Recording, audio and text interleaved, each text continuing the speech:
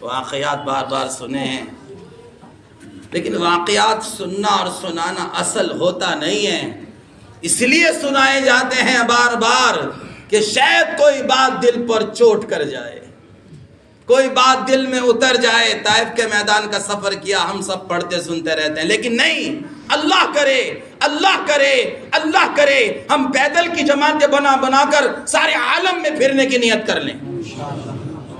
تقریباً 120 کلومیٹر کا سفر کیا اللہ کے رسول صلی اللہ علیہ وسلم نے۔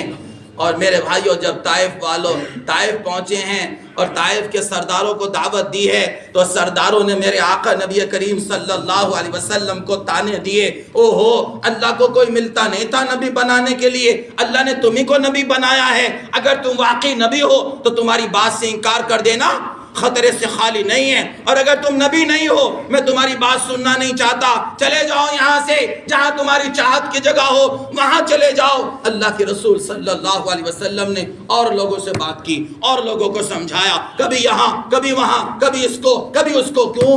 آپ ہمت کے پہاڑ تھے، آپ استقلال، آپ کا حوصلہ، آپ کی ہمت، آپ کی تڑپ آپ کو لیے پھرتی تھی۔ میرے بھائیوں، جب کسی نے نہیں مانی، اتنا لمبا سفر پیدل کر کے آئے، اتنی تکلیف اٹھائی، اتنی پریشانی برداشت کی، اور بات کسی نے نہیں مانی، اور جب آپ واپس ہونے لگے تو اللہ کے رسول کی کیفیت، اللہ کے رسول کے درد کا اندازہ لگائیے، اللہ کے رسول کی تھکن کا اندازہ لگائیے۔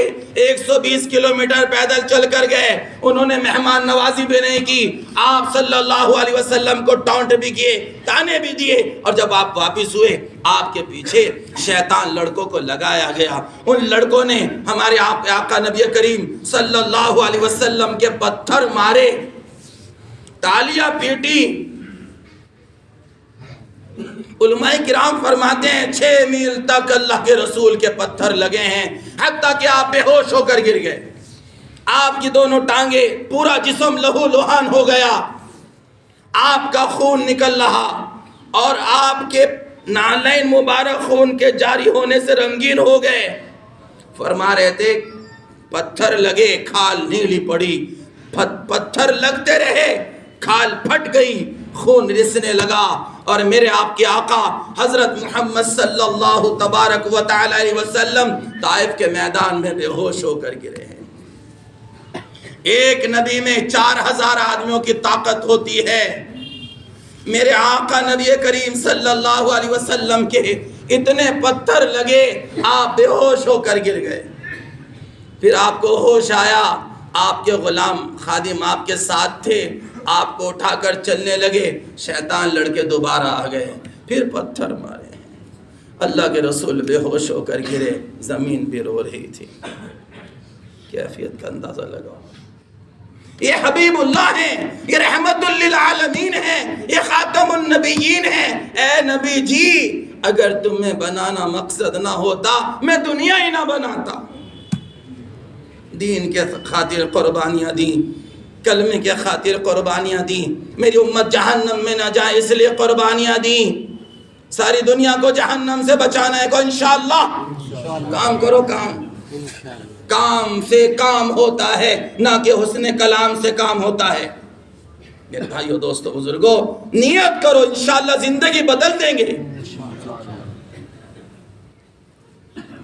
پھر دوڑ آیا ہے اللہ کے نبی کے، پھر پتھر لگے۔ اللہ کے رسول صلی اللہ علیہ وسلم ایک جگہ پہنچے ہیں، ایک مقام پر، وہ عتبہ کا باغ تھا، عتبہ رشتہ دار تھا لیکن جانی دشمن تھا عتبہ۔ جب عتبہ نے دیکھا حضرت محمد صلی اللہ علیہ وسلم کو کہ اللہ کے رسول کا چہرہ اور پورا جسم لہو لہان ہے، اسے بھی رحم آ گیا۔ بولو، دشمن کو بھی رحم آیا، ہمیں رحم نہیں آیا، ہمارا دل نہیں تڑپتا، ہمارا دل پھٹ جاتا۔ میرے بھائیو، ہمارا دل رونے لگتا کہ یا اللہ سارا دین ہاتھ سے نکلتا چلا جا رہا، یا اللہ پوری امت جہنم کی طرف بھاگی اور دوڑی چلی جا رہی ہے، اور میں روزانہ رات کو چادر تان کے سو جاتا ہوں، ساری رات میری سونے میں گزر جاتی ہے، ساری رات میری غفلت میں گزر جاتی ہے۔ اے اللہ مجھے رات کا رونے دھونے والا بنا دے، آمین تو کہہ دو۔ اے اللہ مجھے دن میں خوب جم کے دعوت دینے والا بنا دے۔ گھر گھر جایا کرو، در در جایا کرو، تقریر کی ضرورت نہیں ہے، خوش آمد کی ضرورت ہے۔ ٹھوڑیوں میں ہاتھ دینا شروع کرو، موقع ہو تو پیر پکڑ لو، اپنی عزت کو داؤ پہ لگا دو، لیکن دعوت کا کام نہ چھوڑنا۔ ایک ایک کو جہنم سے بچانا کام ہے، یہ بہت بڑا کام ہے۔ جہنم سے بچو، جہنم سے بچاؤ، یہ بہت بڑا کام ہے، یہ بہت بڑی ذمہ داری ہے۔ ہم نے اس ذمہ داری کو چھوڑا ہے، امت جہنم کی طرف بھاگی چلی جا رہی ہے۔ میرے بھائیو، دوستو، بزرگو، حضور اقدس صلی اللہ تبارک و تعالی علیہ وسلم نے عتبہ کے باغ میں پناہ لی ہے۔ عتبہ جو جانی دشمن تھا، دیکھ کر رحم آ گیا، ہائے ہائے دیکھو محمد بن عبداللہ کا کیا حال ہو گیا۔ اس نے اپنے غلام کو بلایا، عتبہ نے اپنے غلام کو بلا کر کہا، اداس لے یہ انگور ہیں، جا کر کھلا دے محمد صلی اللہ علیہ وسلم کو، اور کہہ دینا دشمنی اپنی جگہ ہے، حضرت آپ یہ انگور کھا لو۔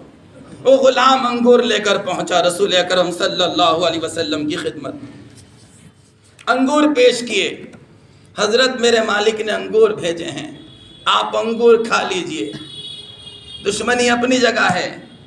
اللہ کے نبی صلی اللہ علیہ وسلم سر سے بال سے لے کے پیر کے ناخن تک پسینے میں تر، خون سے تر ہیں۔ اس حال میں اپنا ساری تکلیف کو بھولے، سارے غم کو بھولے، غلام سے دین کی بات کرنا شروع کر دیا۔ تو کون ہے؟ جی میں غلام ہوں۔ تو کہاں کا ہے؟ میں نینوا کا رہنے والا ہوں۔ کہ اچھا نینوا کا رہنے والا ہے؟ کہ ہاں، کہ نینوا تو یونس علیہ السلام کا شہر ہے۔ آپ کو کس نے خبر دی کہ وہ نبی تھے؟ میں بھی نبی ہوں۔ اے اداس تو کلمہ پڑھ لے، تو مسلمان ہو جا، تو جنت میں چلا جائے گا۔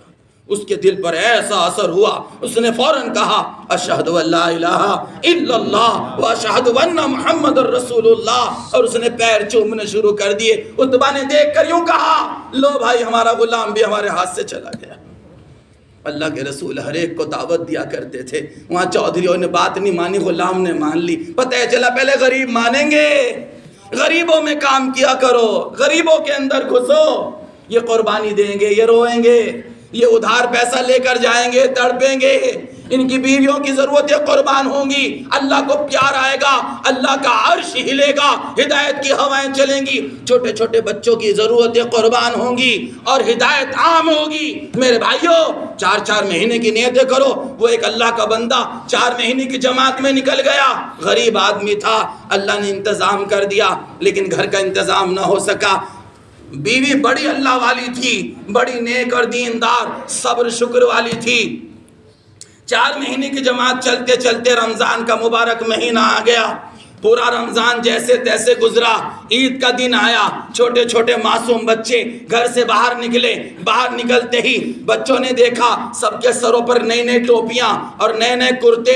آج کیا ہوا؟ تم نے نئے جوڑے کیوں پہنے ہیں؟ تجھے پتہ نہیں ہے آج عید کا دن ہے، ہمارے ابو نے ہمیں نئی ٹوپی لا کر دی، ہمارے ابو نے ہمیں نیا جوڑا لا کر دیا، ہمارے ابو نے ہمیں نئی چپل لا کے دی، نیا رومال لا کر دیا۔ کہ اچھا، اب بچے روتے ہوئے گھر آئے اور امی کا دامن پکڑ کے یوں کہا، امی ہمارے ابو ہیں نہیں، ہمارے پاس کپڑے بھی نہیں ہیں، امی ہمیں کپڑے لا کر دو، امی ہمیں جوتے لا کر دو، امی ہمیں یہ لا کر دو، وہ لا کر دو۔ امی کے آنسو نکلنے لگے۔ بیٹا تمہارے ابو اللہ کے راستے میں ہیں، تم صبر کرو، تم صبر کرو، تمہارے صبر پر اللہ تمہیں جنت الفردوس عطا فرمائے گا۔ بیٹا ان کی عید آج ہے، کل ختم ہو جائے گی، ہماری عید کل کو جنت میں ہوگی، کبھی ختم نہیں ہوگی۔ بیٹا تم صبر کرو، اللہ تمہیں صبر کا بدلہ عطا فرمائیں گے۔ بیٹا اللہ تمہیں جنت کی دودھ کی نہریں اور شہد کی نہریں۔ او بیوی نے اور ماں نے جو جنت کو کھینچا تو سارے بچے اچھلنے اور کودنے لگے، اور باہر نکل کر ان بچوں کو جوڑ کر یوں کہا، تمہاری عید آج ہے، کل ختم ہو جائے گی۔ ہمارے ابو اللہ کے راستے میں گئے ہیں، پیارے نبی کا کام اور درد لے کر گئے ہیں، ہمارے ابو، ہم ان کے اس پہ صبر کریں گے، ہماری عید کل کو جنت میں ہوگی۔ ہمارے کپڑے کبھی پرانے نہیں ہوں گے، ہماری عید کبھی پرانی نہیں ہوگی۔ چھوٹے چھوٹے بچوں کو دعوت دے رہے، عورت گھر میں عورتوں کو دعوت دے رہی، مرد اللہ کے راستے میں دعوت دے رہا، بچوں کے آنسو اللہ کا عرش ہلاتے ہیں۔ بیوی جب درد کے اور غم کے ساتھ اور بیماری کے اندر کروٹ بدلتی ہے، اجی تم ہوتے تو میرا خیال آ جاتا، آج تو میرا کوئی بھی نہیں ہے۔ اللہ پاک بیوی کے درد کو سمجھتا ہے۔ میرے بھائیوں، بیوی کی قربانی رنگ لاتی ہے، بچوں کی قربانیاں رنگ لاتی ہیں۔ اس لیے سارا کا سارا مجمع آج اس دین کے مبارک مجلس میں نیت کرو، ارادے کرو، زندگی بدل دیں گے انشاءاللہ، زندگی بدل دیں گے۔ کیا کرنا ہے؟ آج سے نبی جیسا چہرہ بنانا ہے، بولو، نبی جیسا لباس بنانا ہے، نبی جیسا غم بنانا ہے، نبی جیسا درد بنانا ہے۔ آخری بات عرض کرتا ہوں، حضور اقدس صلی اللہ علیہ وسلم گھر گھر کی ملاقاتیں کرتے تھے، در در ملاقاتیں کرتے تھے۔ مینا کے بازاروں میں ملاقاتیں چل رہی ہیں، مکے کے میدانوں میں، مینا کے مدینے کے میدانوں میں، اور کہاں کہاں میرے آقا نبی کریم صلی اللہ علیہ وسلم تشریف لے گئے۔ میرے بھائیوں، میرے دوستوں، میرے بزرگوں، میں عرض کرتا ہوں، صبح کا وقت برکت والا وقت ہوتا ہے۔ سارے ساتھی صبح کو 2.5 گھنٹے